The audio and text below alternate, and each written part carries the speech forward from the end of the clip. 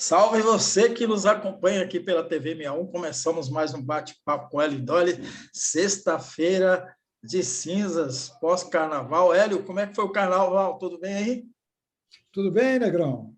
Boa tarde, todas e todas, né? Agora passou o carnaval, agora falta a Semana Santa, né? Diz que as coisas só começam depois do carnaval, uns dizem que é depois da Semana Santa, mas não só o Brasil, como o mundo está bem agitado, né, Negrão? Muita agitação, né, Hélio? No bate-papo com o Hélio de hoje, a gente vai falar justamente dessa agitação no mundo, né? A guerra lá da Ucrânia, que tá lá, continua, né? E as coisas vão se acirrando, mobilização nuclear, inclusive. E o Hélio vai falar sobre isso e vai falar da postura dúbia do presidente Bolsonaro, né? Que está dando muito o que falar. E depois nós vamos voltar aqui para o Brasil e vamos falar de eleições. O Hélio vai comentar essa possibilidade do general Braga Neto ser o candidato a vice de Bolsonaro e falar aí da abertura da janela para a troca de partidos, que começa acho que é amanhã, dia 3 de março, né, Hélio? Amanhã. Amanhã. E no baú do Hélio, o Hélio vai voltar lá em 1962, na crise dos mísseis. Enfim, Hélio, vamos então para a guerra da Ucrânia. Você tem acompanhado os últimos lances aí? Eu acho que a questão mais grave aí é essa mobilização que Putin faz dos mísseis atômicos, né? Como é que você está analisando essa situação aí? Negrão, acompanhar a gente acaba acompanhando, porque a televisão obedece ciclos, né? Teve o ciclo da Covid, veio de Petrópolis, agora é o da guerra, né? Depois vem outro. A gente tem que acompanhar muito material, muita informação, é difícil até assimilar tudo, e posições e posturas muito diferentes, né? À direita, à esquerda, vamos dizer, ao centro, então posturas diferentes de condenação. Agora mesmo a Assembleia da ONU sendo transmitido, alguns dos discursos que foram feitos na Assembleia da ONU foram transmitidos por alguns canais de televisão. É uma situação muito imprevisível para mim, sabe? Eu não, como já disse, eu não sou especialista na região, não sou especialista em economia, mas eu vejo uma situação muito grave, né, Negrão? Eu fico imaginando assim, será que o Putin pensou em todos esses desdobramentos quando ele resolveu invadir a Ucrânia? Será que ele pensou que a reação dos países comandados pelos Estados Unidos seria tão forte em termos de sanções econômicas, restrições no sistema bancário, tudo isso? E aí, daí ele ameaçar com mobilização de armas nucleares, que é uma coisa muito grave. Quer dizer, você usar arma nuclear a essa altura é provocar uma guerra mundial de consequências imprevisíveis, né? Porque é uma guerra de destruição total. Então, assim, eu já disse, né? Nessa guerra eu não estou vendo nem mocinhos nem bandidos. Quer dizer, na verdade, eu estou vendo bandidos. Acho que eu errei. Eu só vejo bandidos nessa guerra, só vejo bandidos. Eu sou contra a invasão de um país pelo outro. Acho que os Estados Unidos provocaram isso, vendendo armamento à Ucrânia, não exigindo o cumprimento dos acordos de Minsk, permitindo que o governo ucraniano massacrasse cidadãos ucranianos de origem russa nas províncias do Donbass. Quer dizer, ao mesmo tempo, a OTAN faz o jogo dos Estados Unidos e, em vez de terminar a guerra, querer terminar a guerra pelos meios de dissuasão diplomática, está mandando arma para a Ucrânia, ou seja, está querendo que a guerra se intensifique. Muita informação e muita situação complexa. A Rússia vai resistir a essas sanções? Eu leio alguns comentaristas dizerem que sim, outros dizerem que não. Até que ponto o reflexo vai chegar nos países que estão sancionando e mesmo nos países que não estão se colocando, como o Brasil? Nós vamos ter reflexo dessas sanções, que eu acho tão irresponsáveis como a guerra, porque a gente sabe que quem sofre com as sanções são as populações, são o povo. Cuba não invadiu ninguém, não provocou guerra com ninguém e está sofrendo sanções dos Estados Unidos desde 1961. né? Então, quer dizer, qual é o sentido dessas sanções? Aí, Negrão, eu vou fazer uma observação. Sabe que um dos comentários mais lúcidos que eu ouvi acerca dessa guerra, e olha que, aproveitando os feriados de carnaval, eu li bastante, ouvi bastante, vi televisão. Às vezes eu perco a paciência com os canais de notícia brasileiros, sabe, Negrão? A Tá difícil, paciência. né? Tá Não, é difícil. difícil. É difícil porque irrita, irrita. Os comentários simplistas, a maneira rasteira com que eles tratam, e a parcialidade evidente. Né? Eu não estou cobrando que não tenha posição contrária à guerra, pode ser até contra a Rússia, mas informação é informação. Você tem que dar uma informação correta, checada. Qualquer informação que chega para eles, que seja ruim para a Rússia, eles divulgam na hora, como aquele famoso tanque ucraniano que passou por cima do carro. Né? Então, assim, é irritante a parcialidade, o simplismo. Ontem, aquele Demetrio Magnoli, que eu considero um imbecil, que fica dando fatos, ele deve ter uma memória muito boa, então ele sabe muito fato, muito detalhe, ele quer se mostrar um intelectual por esse caminho, dizendo que o PT segue a política externa de Cuba. Absurdo, basta você ler a nota do PT, a declaração do Lula e a nota de Cuba, e o pronunciamento do representante de Cuba na ONU, que você vai ver diferença. Você vai ver que não é a mesma coisa. Mas está havendo aí, Negrão, um esforço de pessoal aí dessa chamada terceira via de dizer que a posição do Lula é a mesma do Bolsonaro, quando não é.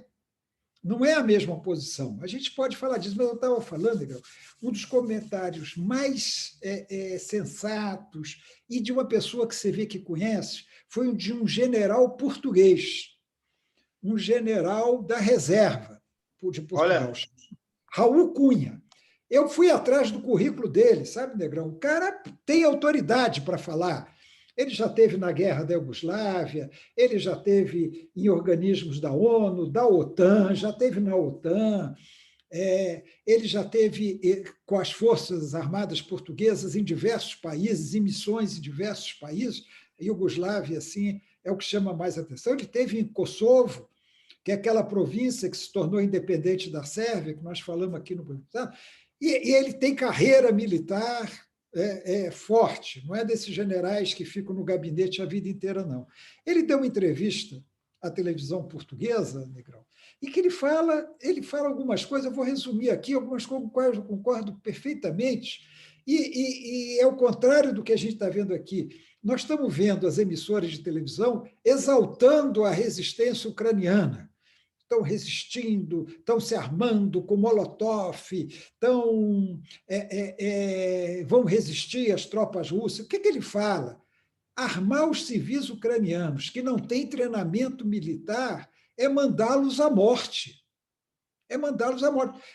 Aí ele junta com outra coisa. Ele fala assim: os ucranianos estão colocando baterias antiaéreas e peças de artilharia em zonas residenciais de Kiev. Então, o que significa? Mandar os civis à morte. Porque se um avião é atingido por uma peça de artilharia antiaérea, ele vai atacar essa peça de artilharia antiaérea. E aí os ucranianos estão colocando as peças de artilharia no meio da população. Então ele fala, isso é mandar civis à morte, não é elogiável. E o que nós estamos vendo as emissoras de televisão batendo palma e mostrando destruição de áreas civis, supostamente, porque eles não têm como provar, supostamente por mísseis russos, e vou fazer o parênteses aqui, Negrão, não defendo a Rússia, não defendo a invasão, sou contra a guerra. Mas aí eles atacam os russos sem saber, foram os russos mesmo que atiraram, como é que eles sabem? Como é que eles podem dizer que foram? Aí eu cheguei a ver o Globo citando fontes do Pentágono. E desde quando o Pentágono é fonte confiável a respeito de guerra? O Pentágono é parte da guerra, não é fonte confiável. Né? Então, esse general fala isso: olha, o governo ucraniano está fazendo um convite a haver baixas civis, está aclarando a situação. Isso não é heroísmo, não. É heroísmo individual das pessoas. Os ucranianos que estão se dispondo a resistir são elogiáveis. estão mostrando resistência, defesa do país deles, defesa da nação ucraniana. É elogiável essa vontade de resistir, de fazer coisa. Mas o governo é irresponsável ao alimentar isso. O governo tem que se defender com suas forças armadas, a não ser que os civis fossem treinados militarmente. Por exemplo, em Cuba, há treinamento militar para civis, porque eles estão sempre achando que podem ser invadidos pelos Estados Unidos. Então, tem treinamento. Então, os civis mobilizados para resistir são treinados para isso. Mas não é pegar uma dona de casa, uma arquiteta, um engenheiro, que nunca deu um tiro para fazer uma resistência. Garotada de 16, 17, 18 anos, que não tem a menor ideia de preparação militar para resistir. E assim, o general coloca isso no ponto. Aí ele fala assim, as forças russas querem destruir o batalhão Azov. Por isso que Mariupol é um cenário grande de guerra, porque o batalhão Azov, que é um batalhão de nazistas, que foi incorporado ao Ministério do Interior da Ucrânia por esse presidente tão elogiado, o batalhão Azov manteve o batalhão Azov. É óbvio que os russos querem destruir o batalhão Azov, que matou milhares de russos, de cidadãos ucranianos de origem russa e de russos residentes na Ucrânia. 15 mil foram assassinados, cidadãos ucranianos de origem russo ou russos residentes na Ucrânia.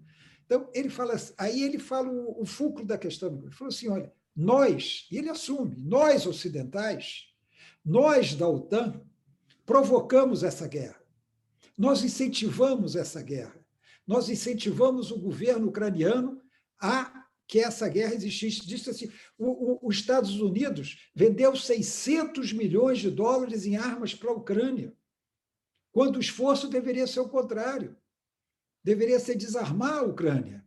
Né? Então, ele acusa claramente os líderes ocidentais. E demonstra, aí eu fiquei aliviado, que eu errei feio nessa. Eu achava que o Putin não iria invadir a Ucrânia. Até ele anunciar, eu achava que ele não iria. Eu achava que ele, no máximo, poderia invadir as províncias separatistas, para defender as populações das províncias separatistas. Errei. Mas o general português também errou. Eu também errei, né? Eu até gravei um vídeo falando sobre isso. Né? Ele fala assim, olha, eu realmente achava, para mim foi uma surpresa, a Rússia ir além das duas repúblicas. Para mim foi uma surpresa. Né? Agora, ele fala, olha, os países ocidentais nunca pressionaram a Ucrânia a cumprir os acordos de Minsk. Nunca pressionaram. A Ucrânia está descumprindo os acordos de Minsk desde 2014, provocando a Rússia. Então, ele fala, a OTAN tem culpa, sim. Ele não absolve a Rússia, não defende a Rússia, não defende o Putin, mas ele fala, a OTAN tem culpa, a Ucrânia tem culpa. Derrubou um presidente legitimamente eleito, com o apoio dos Estados Unidos, com o apoio da OTAN, derrubou um presidente eleito. Aí fala assim, realizaram eleições, por exemplo. Ele falou, foram eleitos, mas não deixaram 8 milhões de russos votarem. 8 milhões de russos de origem russa não votaram, não puderam votar na eleição. E aí é uma coisa muito interessante essa fala do general português Raul Cunha. É uma pessoa com autoridade para falar. Então, a gente fica vendo essa coisa maniqueísta do bem e do mal, como se Estados Unidos, o cinismo. Eu assisti há pouco, Negrão, a embaixadora americana na ONU falando. É um cinismo. Ela fala como se os Estados Unidos nunca tivessem invadido um outro país, como se os Estados Unidos nunca tivessem bombardeado outros países. Aí ela fala, as vítimas inocentes, as vítimas... Espera aí, e as vítimas causadas pelos Estados Unidos em 50 países, pelo menos, ao longo desses últimos anos, isso é para falar nos últimos anos, na Síria, no Afeganistão, no Iraque. Né? As vítimas civis que os Estados Unidos têm causado na África, a França, causado na África também. Então, é um cinismo, é uma hipocrisia que, realmente, Negrão, eu confesso, eu sou muito tranquilo, mas eu confesso que me irrita assistir. É irritante, né, Hélio? Porque, assim, você mencionou agora há pouco atrás, lá, a resistência heróica, coquetel Molotov, tal, são heróis, né? Os palestinos que resistem bravamente lá são o quê? São terroristas, né? Então, são assim, terroristas. Palestina existe, a ocupação por Israel é terrorista. Aí, quando você coloca alguma postagem criticando a ação de Israel, a resposta, Negrão, é imediata. Mas são Antissemita. terroristas, matou terroristas, esse cara que foi preso, agredido, é terrorista, todos viram terrorista. Na Ucrânia, não, são os heróis. E olha que eu quero ressalvar, eu acho heróico resistir. Eu acho É, com heróico resistir, certeza, com né? certeza. Então, eu não estou condenando os ucranianos, os cidadãos ucranianos que se dispõem a resistir, com exceção Exatamente. dos nazistas, que estão organizando milícias para resistir aos russos. Mas aí é uma questão militar. Esses nazistas têm treinamento militar, sabem atirar, é outra coisa. Eu estou falando do cidadão comum, que se sente ofendido vendo seu país invadido e quer resistir, está indignado. Esse é o elogio. Esse presidentezinho lá, aplaudido de pé pelo Parlamento Europeu, isso aí é um farsante, é um criminoso. Ele tem responsabilidade nessa guerra, ele é criminoso. Ele poderia ter aceito algumas das questões colocadas pela Rússia, sem afetar a soberania da Ucrânia, pelo contrário, defendendo a soberania da Ucrânia. Mas a gente está vendo como é que a coisa acontece, né, legal? É a guerra da hipocrisia, da mentira, é a guerra das fake news que a imprensa brasileira acolhe com a maior facilidade, né? Acolhe assim, veio de fonte ocidental, é verdade. Né? Logo a imprensa brasileira que fala tanto quanto as fake news do Bolsonaro. Exatamente, é interessante, né? Até comentei isso na vez passada, né? Que nesses momentos de muita contradição é que você começa a conhecer os pensamentos, né? Eu estou, assim, de certa forma, decepcionado e ao mesmo tempo, paradoxalmente, me divertindo ao descobrir o posicionamento de algumas pessoas que você até admirava, né? Que eu até admirava. Falei, poxa, grande democrata, esquerdista não, esquerda, né? Compreensão aí do mundo, e você vê que a pessoa, ela, na verdade, ela tem uma posição que é pró-imperialismo puro e simples. Né? Então, assim, é Negrão, e complicado. a esquerda que defende a invasão da Rússia, ela cai numa contradição fatal. Então, vamos inverter os sinais. Se a Rússia se sente com direito de invadir outro país porque lá tem nazistas, estou simplificando o raciocínio, e porque não gosta do governo daquele país, essa esquerda está dando autorização para os Estados Unidos invadirem um país em que eles acham que tem muito comunista e que não gostam do governo daquele país. É uma contradição. Se a gente não respeitar os princípios do direito internacional, vai ser um caos total. Né? E os Estados Unidos, do mesmo jeito, eu vou usar um termo que não é muito adequado, mas para simplificar, se a Rússia considera que a Ucrânia está no seu quintal, e por isso ela pode invadir a Ucrânia, os Estados Unidos podem considerar que Cuba ou a Venezuela estão no seu quintal e que podem invadir Cuba ou Venezuela.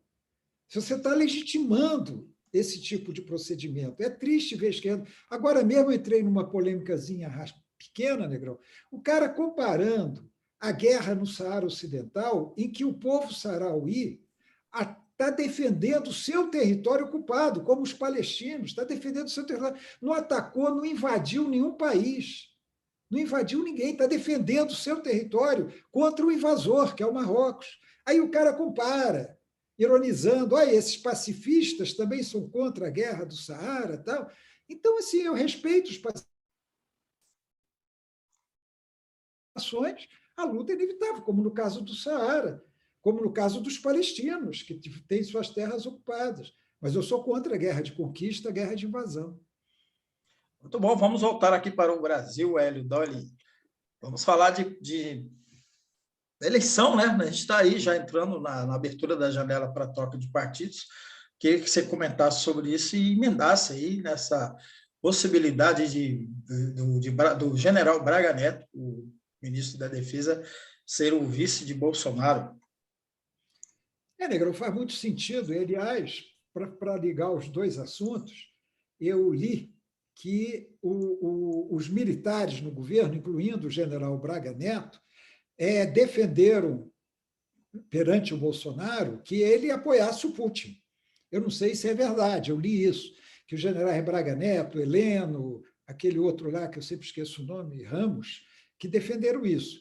faz muito sentido o Braga Neto ser vice do Bolsonaro. Por quê? Porque o Bolsonaro quer manter o pé lá nas Forças Armadas, no Exército Brasileiro, né? Ele quer manter esse público. E, por um lado, isso aí, quer dizer, poderia, como se poderia ser um político do Centrão, poderia, uma mulher, como a ministra Tereza Cristina, que é uma fascistinha, que o pessoal tenta apresentar como uma democrata.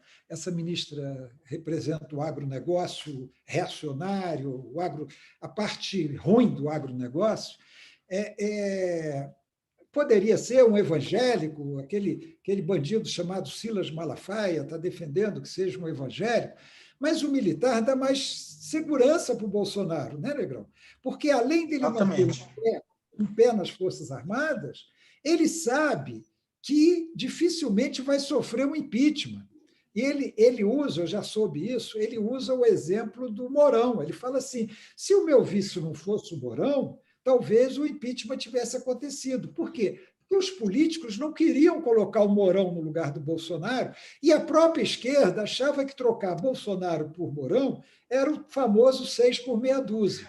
E o Bolsonaro fala: vamos colar o Braga Neto. Primeiro, que o militar é mais, segundo ele acha, eu acho que não, mas ele acha que o militar é mais fiel, será mais fiel a ele, não vai ameaçá-lo. Segundo, que os políticos vão pensar duas vezes em tirar o Bolsonaro para colocar um general de exército, né? E terceiro, porque ele mantém esse pé no exército. Eu acho bastante impossível que realmente o vice seja esse general Braga Neto, que é um Bolsonaro com 4 estrelas. Bolsonaro é um capitão e ele é um general de exército, mas eu acho os dois mesma coisa. Ele é mais elaborado, sabe falar melhor. O Bolsonaro não sabe falar, não sabe se expressar. Ele sabe falar. Eu não sei se ele gosta tanto de férias quanto o Bolsonaro gosta, porque o Bolsonaro adora, ele não trabalha quando não está de férias e fica de férias, tira outro tempo de férias. Então, quer dizer, Bolsonaro, não sei se o Braga Neto é assim também, né? Exatamente. E a janela partidária, Hélio, Negrão, começa amanhã, né? isso aí também já está um negócio chato, né, Negrão? Porque não acontecem as definições. Cada hora tem alguma coisa que segura a definição. A janela partidária é um elemento para que as definições de candidaturas, federações, coligações sejam finalmente definidas. Por que definição que seja definida? Por quê? Porque agora os deputados vão poder mudar de partido. Então, eles vão ter, de amanhã até o dia 1º de abril, para mudar de partido. Aí você vai saber quem está em qual partido. E aí você vai poder definir também as federações. Embora eu acho que deveria primeiro definir as federações, aí eu sou deputado. Vou dar um exemplo. Eu sou deputado do Cidadania. Aí o Cidadania define federação com o PSDB, eu não gostei disso, aí eu tenho a janela partidária para mudar de partido. Agora, eu vou mudar de partido, ou então eu fico no Cidadania. Aí daqui, no mês que vem, o Cidadania chega e fala assim, eu vou me unir com a União Brasil. Fala, porra, agora eu não tenho mais jeito, eu não posso mais mudar de partido. Eu não tenho mais como mudar de partido. Então, eu acho que o processo não está muito legal. Mas, de qualquer maneira, Negro, nós vamos avançando. Agora, os deputados, por exemplo, que eram do PSL, que se juntou com o DEM para fazer União Brasil, podem mudar de partido e ir para o partido do Bolsonaro, o PL. Se algum deputado do PCdoB, do PV, do PSB não está contente com a federação do PT, então tem tempo agora de mudar de partido. E estão dizendo que essa federação do PT com o PSB não vai sair mais, está muito difícil. Sairia uma do PT com o PV e com o PCdoB, e o PSB sairia sozinho. Ruim para os candidatos a deputado do PSB, mas vamos ver o que vai acontecer. Então, Negrão, ainda está muito indefinido, ainda tem muita coisa para acontecer, e essa abertura agora vai proporcionar novas emoções. Fulano que saiu do partido foi para o outro, como é que ficou o tamanho de cada partido e tal. Uma coisa meio inútil, assim, do ponto de vista dos interesses maiores do país, mas que, de qualquer maneira, interfere em quem será o próximo presidente da República. Está sem som, Negrão. Só um minutinho aqui, eu tinha tirado o som. Vamos então para o baú do Hélio. No baú do Hélio, o Hélio vai rememorar, se bem que ele era novinho ainda também, né? Da crise dos mísseis em 1962. Algo parecido com os momentos que a gente vive, Hélio Dório. É parecido, sim, Negrão. Guardada a diferença de época, de circunstâncias, até de meios de espionagem, né? É uma situação parecida. Aconteceu em 62, em outubro de 62, eu tinha 11 anos e ia fazer 12. É engraçado é que a invasão de Baía dos Porcos, eu não me lembro de muita coisa, mas da crise dos mísseis eu me lembro de bastante coisa, até porque eu tinha hábito de assistir televisão, meu pai comentava essas coisas em casa, e meu pai era assinante no Rio do jornal O Globo, sabe, Negro? Então, a gente sempre tinha jornal. Como o Globo não saía domingo, no domingo meu pai comprava o Correio da Manhã. Correio da Então, Manhã, exatamente. eu lia os jornais, eu sempre gostei, assim, eu li os jornais. Eu me lembro de lembrar mais da época da crise dos mísseis de 62 do que um ano antes a invasão de Cuba pelos mercenários exilados cubanos, com apoio dos Estados Unidos.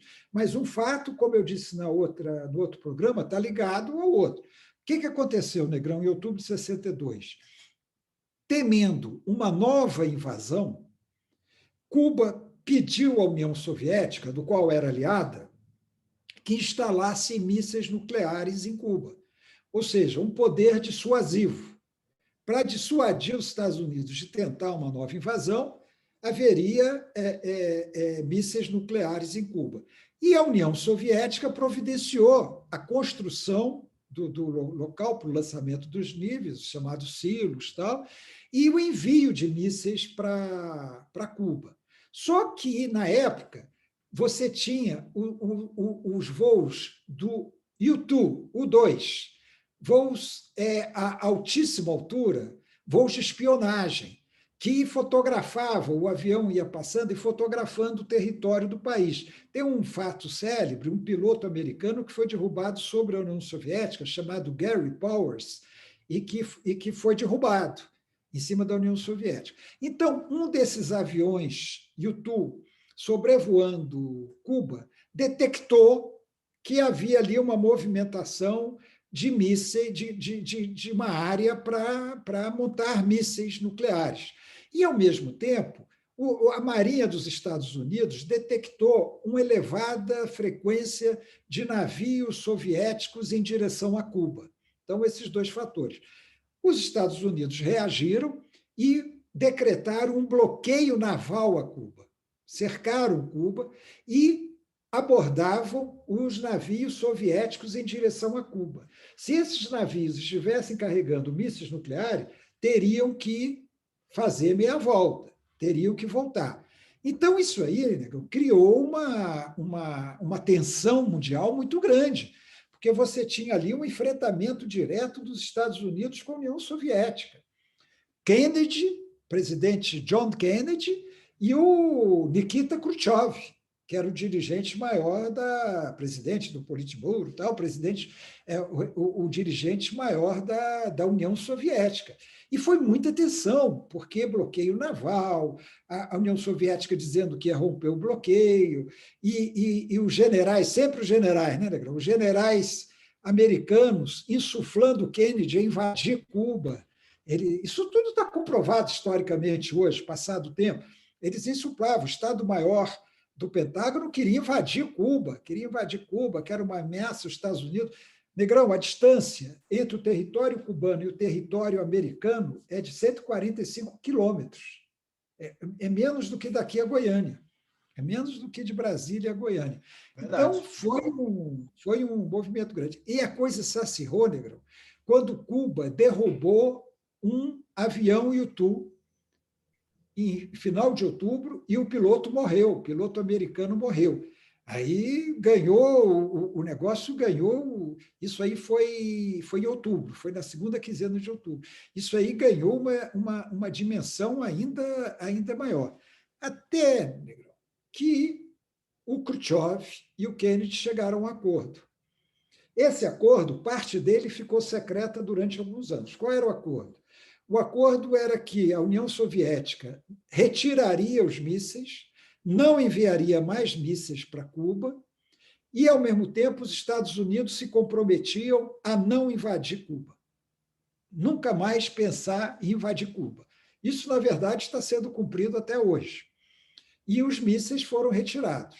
Agora, a parte secreta do acordo, que foi divulgada alguns anos depois, era a seguinte: ao mesmo tempo que os soviéticos retiravam os mísseis de Cuba, os Estados Unidos retirariam mísseis da Turquia e da Itália. Os Estados Unidos tinham recentemente instalado mísseis na Turquia e alguns mísseis na Itália. Então, os Estados Unidos se comprometeram a retirar os mísseis da Turquia e da Itália. Então, foi possível um acordo diplomático.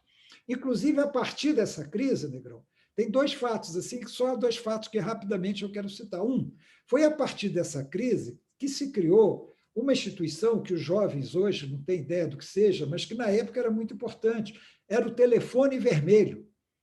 Né? O telefone vermelho que ligava diretamente a Casa Branca ao Kremlin. Então, o Khrushchev e o Kennedy acertaram, criaram uma linha direta, que era chamada de telefone vermelho, em que eles podiam se falar a qualquer momento. Isso aí era um fator importante para impedir uma guerra nuclear, né? Algum problema entre os dois países. E a outra consequência, Negrão, que foi paulatina, 6 anos depois, em 1968, foi assinado o Tratado de Não Proliferação de Armas Nucleares, que vigora até hoje. Foi assinado entre os países um Tratado de Não Proliferação Nuclear, que até hoje está em vigor e que impede o desenvolvimento de armas nucleares, a nuclearização de países que não têm a arma e que só pode usar a energia nuclear para fins pacíficos, etc, etc. E aí, Negrão, eu quero ressaltar uma coisinha, que é a posição do Brasil na crise dos mísseis, comparando com a posição do governo brasileiro agora. Naquele tempo, o presidente no Brasil era João Goulart, que havia sucedido Jânio, depois da renúncia. Era um presidente do Partido Trabalhista Brasileiro. O ministro das Relações Exteriores não era um esquerdista, era Santiago Dantas. Santiago Dantas, chamado Professor Santiago, não era de esquerda. Ele era um fator de equilíbrio no governo do Jango. Agora, o Brasil tinha claramente definida uma política externa independente. Não era submissa aos Estados Unidos como é hoje. Só que hoje você tem aquela contradição Bolsonaro. Bolsonaro é aquele cara que faz continência para a bandeira americana. É o cara servil aos Estados Unidos, mas ele é Trump. E o presidente agora é o Biden. Então, como ele também é fascista, ele tende para o Putin, porque é muito parecido o nível de repressão, o nível moral, de posições conservadoras dele e do Putin, são muito próximos. Então, é essa ambiguidade da política externa brasileira que nós temos hoje, não existia naquela época. Qual foi a posição do Brasil? Os Estados Unidos pediram apoio dos países da América Latina, todos, pediram a todos. E houve um pedido ao Brasil para intermediar uma aproximação entre o Kennedy e Cuba. Houve isso. Mas qual foi a posição do Brasil? Contra a invasão de Cuba, descartando qualquer apoio a uma invasão de Cuba, e os Estados Unidos queriam respaldo, caso optassem por invadir, a defesa da autodeterminação do povo cubano, ou seja, o povo cubano tinha o direito de fazer o que quer em seu território, mas a defesa da paz, sem guerra, contra a guerra, e em favor de uma solução diplomática que respeitasse a soberania dos países. Uma posição firme. Não é aquele apoio incondicional aos Estados Unidos como nós vimos depois do golpe, em que tropas brasileiras foram para a República Dominicana para derrubar um governo legalmente constituído para confrontar a Constituição da República Dominicana, a pedido dos Estados Unidos. Então, a política externa independente é isso, defesa dos princípios internacionais. não é essa, vamos dizer assim, uma palavra antiga, essa mixórdia que você tem hoje, que você não sabe para onde vai o Brasil, qual é o princípio que o Brasil defende, discursos ambíguos, tal, e é absurdo querer comparar esse discurso com o discurso do Lula. Isso é estratégia eleitoral de terceira via, viu, Negão? Que quer dizer que Lula e Bolsonaro é a mesma coisa, o que é um grande absurdo, né? Exatamente, né? Não saber que há diferenças aí, né, de posturas políticas, morais, étnicas, etc. E assim a gente vai terminando aqui o nosso bate-papo com o Hélio Dório de hoje. Obrigado, Hélio. Obrigado a Obrigado aí você. você que nos acompanhou, nos ajude aí a impulsionar o nosso programa, compartilhe, se inscreva. E você que está na TV 247 nos assistindo aqui, faça o mesmo. O pessoal está quase chegando a 800 e depois vai arrumar para 1 milhão de inscritos. Isso é muito bom para impulsionar esse grande canal, esse grande veículo de comunicação democrático em defesa do Brasil, da democracia progressista. Hélio, um grande abraço, até sexta-feira. Até lá.